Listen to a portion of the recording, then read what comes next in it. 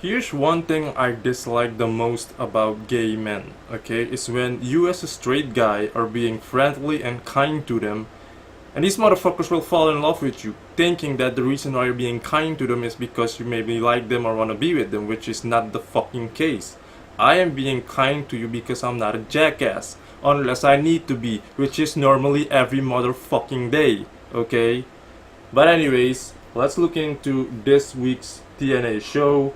I'm a little late because I had so much shit to do and all of that. I am glad that TNA is finally making friends with all these partnerships they're doing. I think they are in partnership with two companies now, if I'm not mistaken. But either way, it's a good thing. It's good for TNA and for those promotion, okay? Because we have been almost been given most of the things some of us fans have been asking TNA for, and as a fan, that satisfied me. This new management, Anthem, is really making the efforts of fixing all these holes that were made by either Dixie or Billy or former management, and this is good. You can definitely see they're really putting their hearts into this, and that is really great.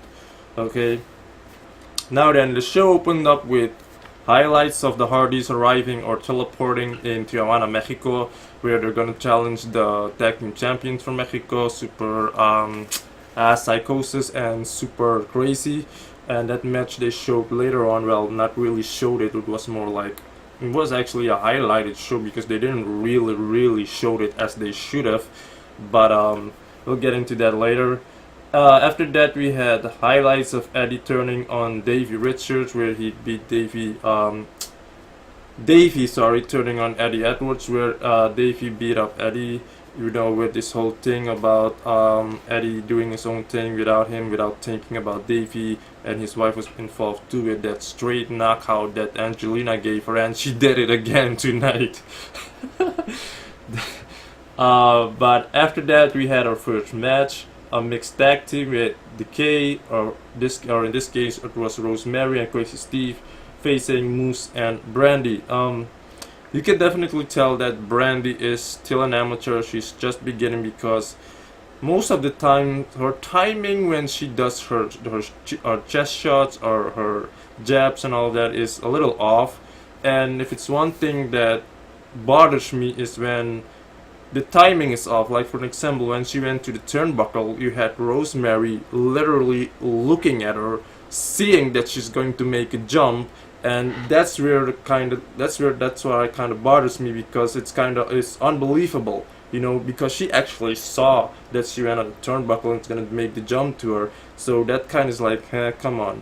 If the timing was right, if Rosemary hadn't looked, because then that would make a lot more sense. But if you're gonna be on the ground, you're gonna look at her, she's gonna jump, and then still gonna act like you didn't see her on the turnbuckle. That bothers me. I've never liked that, but since she's still an amateur and such, it's fine, I guess, whatever. But yeah, there isn't a lot to say about this match. It was an okay match. Moose obviously did his thing. And yeah, Moose and Brandy got the win, so that was about it. I don't know who's next in line to face Rosemary for the title. I guess it's Brandy or Brooke in this case. I don't know. We'll still have to see. After that, we had Eddie going into the ring. Eddie being all pissed off, calling out Davey, but instead Angelina came out to talk for Davey. Angelina came out, said her thing. Davey then came out after that with his new theme song, which I fucking love. I've been telling y'all from the start that Davey Richards as a fucking heel is going to be fucking sick. This guy, you just by the look of him, this guy is fucking he's dominant. You know what I mean? And correct me if I'm wrong, but if I look at Davey Richards, this guy is fucking this guy can play off a Wolverine character. I mean, he has the look, the whole way he walks, he has the attitude. This guy can play a Wolverine character. You know what I mean? But Davey then I don't know, Eddie or Davey challenged one for a street fight, which happened later tonight. After that, we had a bachelor party that Mike Bennett set up for Braxton Sutter. By the way, this bachelor party is nothing compared to the bachelor party that Mike had on Ring of Honor. That one was fucking good. This one, but we'll get into that later because there are some good things in this. After that, we had a DCC promo where they have a little say on Jesse Goddard. James Storm finally have two guys in a faction that actually have fucking charisma. Kingston and Bram just have that charisma. They really fit with this guy. This whole thing with the Revolutions where they had Sanada and Manic and Abyss and Mahabali, it was fucking dead. None of those guys had charisma. Except for Manic, but obviously TNA didn't use Manic how they needed to, which is one of the reasons why he left. But that Revolution thing was so bland, so fucking dead. This one is the fucking right one from James Storm, with Kingston and Bram being both fucking crazy guys, both having charisma. This is perfect for James Storm. It's as you can see, it's working. He really goes into it. Kingston, man, this guy just has it, you know. So, and I like the line he said, and this was a shot to Jesse Goddard because, as you all know, he's on Big Brother, which is a show I've never fucking seen, and I don't plan on watching it either. I'm not into this whole, I'm not with this whole, how do you call this type of show, Jersey Shore type of fucking bullshit, because it's scripted anyways, and I don't fuck with shit like that. You know, that's for bitch, that's for hoes and fuckboys. That's the type of show those type of people look at, you know, and that's not a shit kind of shit for me, you know what I mean? But I like the line he said that Jesse Goddard needs to go back to his soap opera, which is Big Brother, because he rerun the fucking show. You know what I mean? So he sends off Kingston to do what he needs to do. After that, we had highlights from parties in Mexico again.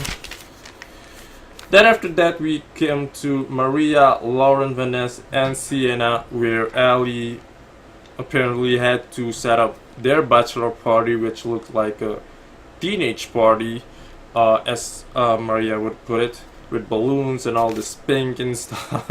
It was funny as shit. I still don't understand. It makes no sense to me. I'm sorry, but why Ali is still fucking serving Maria? You know, this thing is dragging way too fucking long. You know, I don't get it. I don't know what they're setting up. But anyways, then we had the match with Kingston versus Jesse Goddard, where Jesse Goddard got the win. I'm gonna keep on bringing this up. I'm gonna keep bringing this up. Doesn't Jesse Goddard still has that shot for that Grand Impact champion?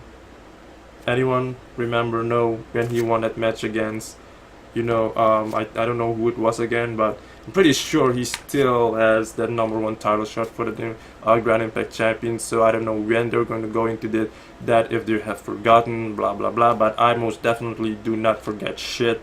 So, but it was an okay match. Not all of that, not too special or anything.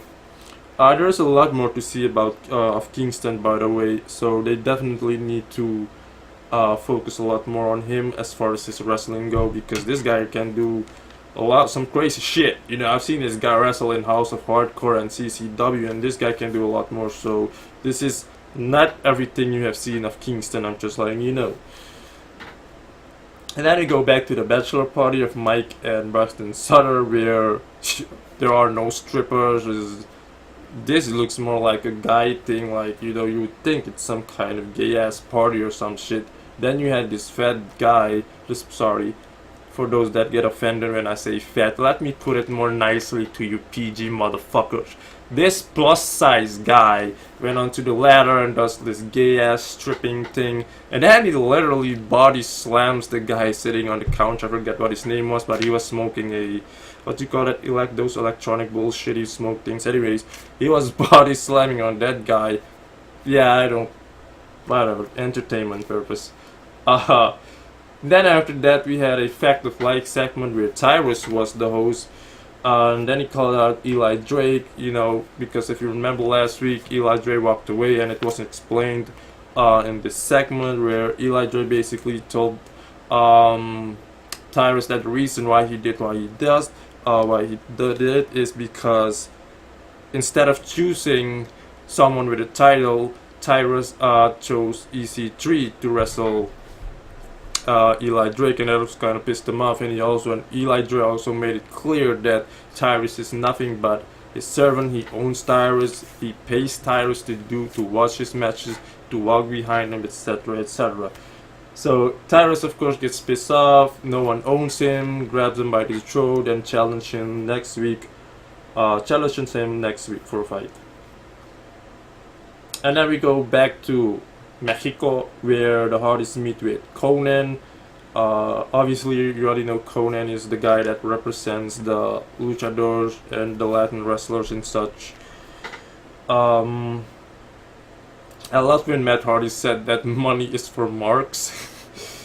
I don't know if that was the right thing. He should have said something else. But the case was that the Hardys went to Mexico basically not to get paid, but we all fucking know they got paid in real, so yeah. And then we had the match with Hardys versus Psychosis and Super Crazy, which, like I said, wasn't really a match that you would actually normally watch. It was more shot in highlights and cutscenes and all of that, with music on the background and such. It looked, the arena was packed. I'm gonna tell you, that was it looked like a sell fucking show, you know, because the crowd was into it. They were invested. They were cheering. It looked like an awesome match. I hope there is somewhere on the internet there is the full match where you can see it without all the cuts and edits and shit, because I really would like to see that match though. It seemed like it was a really entertaining, good match, but obviously the Hardys won. This whole now that I think about it, this whole expedition of gold thing with the Hardys is so fucking predictable, because it seemed like they're about to win every match.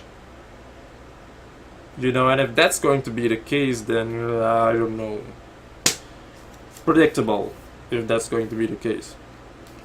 So after that, we go back to the bachelor party segment, where Mike Bennett is all drunk and shit, and then he tells the guy, like, this is finally the moment y'all be waiting for. You know, so he calls, so it seems like he's going to bring in a few stripper, and then he opens the door with this she, or in this case, once again, let me put it nicer for you PG motherfuckers, a cross-dresser, acting like a girl and all of that, and then like they close the door and tells George to let's watch the porn DVD instead. That was good shit. That was good entertainment. I liked it. And then we have an in-ring segment with Lashley. He talks about how he dominated EC3 and Eddie and everybody that challenged him. And then he says there's not a fighter alive that can look him in the eye and really believe they can beat him. And then long and behold, Josh Barnett comes out, and I'm pretty damn sure half in that fucking arena audience didn't fucking know who Josh Barnett is, since a lot of these motherfuckers don't watch anything but wrestling or an MMA to know who Josh Barnett was, but they were cheering there, so I don't know, whatever. But Josh Barnett came out, and obviously this is not the first time TNA has had an MMA fighter on their show, and that is what separates TNA from WWE. You have TNA that tries to make it at least a little bit realistic, you know, by having real fighters on their show instead of some celebrity, you know, actor or whatever, you know, and that's what I like about TNA. You know, they need to keep doing this. They need to keep it realistic in a way. Like, you know, for an example, like having these MMA fighters come to the show and such. But long story short, Josh Barnett challenges Lashley for that World Heavyweight title, and I don't know if it's going to happen next week or whatever, but interesting. Oh yeah, and by the way, Josh Barnett is a former UFC heavyweight champion. For those that do not watch MMA, for those who do not watch anything else besides pro wrestling, I honestly don't know how you can live a life like fucking that. I would fucking hang myself if wrestling was the only thing I were to watch. But hey, to each their fucking own, right? Then we go back to the bachelor party where everybody is fucking wasted, fucking hungover and all of that. You have, you know, Braxton, of course, being awake, still being awake. Then he goes to Mike Bennett. You have Roxy sleeping right next to George, and then he like takes George off the couch, and then he puts Roxy. You know, he makes it seem like Mike Bennett was making out with Roxy, and then he takes a picture, and then he called a number. I suppose it was Maria. So next week, I suppose it's gonna go more into that. So obviously, a story is starting there. But it was good shit, good shit. And then we have the final fight, a street fight, Eddie Edwards versus Davey Richard. Again, this match was intense. Davey Richard had the upper hand for the most part. Angelina Love was involved. You had Eddie Edwards' wife coming to the ring again to aid him, but she got knocked out again. I love how she fucking took it. She takes it like a fucking champ. She really made it seem like it was real, and for a moment it seemed like she almost wanted to wrestle as well.